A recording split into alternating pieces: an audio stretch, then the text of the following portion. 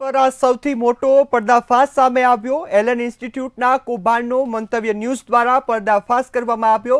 ગુજરાતના વિદ્યાર્થીઓ સાથે જે છેડા થઈ રહ્યા છે તેને લઈ આ સૌથી મોટો પર્દાફાશ છે। વધુ માહિતી સાથે સંવાદદાતા વિશાલ મહેતા ન્યૂઝરૂમથી લાઈવ જોડાયા છે। જે વિશાલ, હાલ ભૂતિયા એડમિશનો સામે આવ્યા, વિદ્યાર્થીઓ શાળાએ જતા નથી, માત્ર લાખો રૂપિયાની વસૂલાત થાય છે। લાખો રૂપિયા કોચિંગ સેન્ટરને આપવાના, લાખો રૂપિયા શાળાઓને આપવાના। કઈ રીતે ભણશે ગુજરાત? ભણતરની વાત કરીએ તો આજે એક સામાન્ય વ્યક્તિ માટે પોતાના બાળકને ભણાવવું એટલું જ મુશ્કેલ થઈ ગયું છે કે જેટલું નોકરી કરવું, કારણ કે નોકરીનો જે આવકનો પગાર આવે છે તેના કરતાં કદાચ તેની બાળકની ભણવાની ફીસ છે તે એટલી વધારે છે કે તેની કમર તૂટી જાય છે। અને એટલા માટે અત્યારે હાલમાં આ સમગ્ર જે પ્રકરણ છે તેમાં સૌથી મોટી વાત એ છે કે બાળકને ભણવા માટે થઈ અને એક મા બાપ પોતાનું લોહી પણ રેડી દેતા હોય છે। પેટે પાટા બાંધીને જ્યારે બાળકને ભણાવવામાં આવે છે ત્યારે સૌથી મહત્ત્વની વાત એ છે કે આ સમગ્ર પ્રકરણમાં જોવા જઈએ તો આ કેસની અંદર બાળક છે તેને સ્કૂલમાં એડમિશન તો આપવામાં આવે છે, બાળક સ્કૂલમાં એડમિશન લઈ અને પોતે ફીસ ભરે છે, ત્યાં જે મોટી મબલક રકમ લેવામાં આવે છે ત્યારબાદ પણ તેને સ્કૂલે જવાનું હોતું નથી।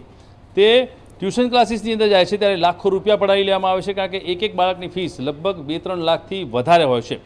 અને તેના મા બાપ સપના જોવે છે કે મારું બાળક આટલા બધા રૂપિયા આપીને જ્યારે ભણશે, સારા કોચિંગ મળશે તેને, અને તે એક મોટું ભવિષ્યમાં નામ રોશન કરશે।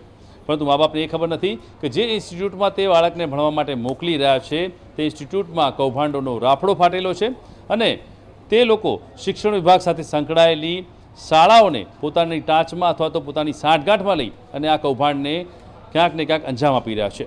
શિક્ષણ અધિકારીઓ પણ ક્યાંક આંખ આડા કાન કરે છે, તેની પાછળનું કારણ છે કે તેમના ખિસ્સા ભરાયેલા છે અને તેમની આંખ પર રૂપિયાની લીલી નોટો લાગેલી છે।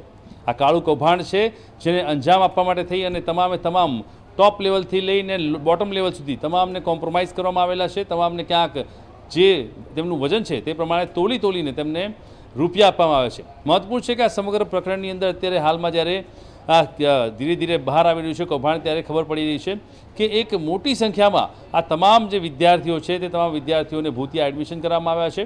મોટાભાગની શાળાઓ છે તે માત્ર ભૂતિયા વિદ્યાર્થીઓથી ચાલી રહી છે અને એટલે જ આવનારા સમયમાં આ ક્લાસીસ છે તેની સામે કડક કાર્યવાહી થવું જોઈએ, નહીં તો દેશનું ભાવિ આવનારા સમયમાં જોખમમાં ચોક્કસથી આવશે।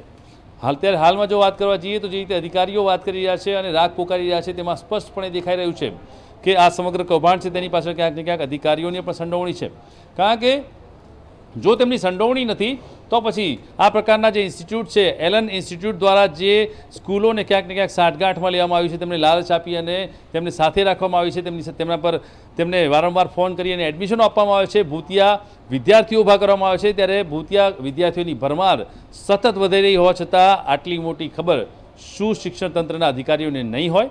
એ સવાલ સૌથી મોટો છે।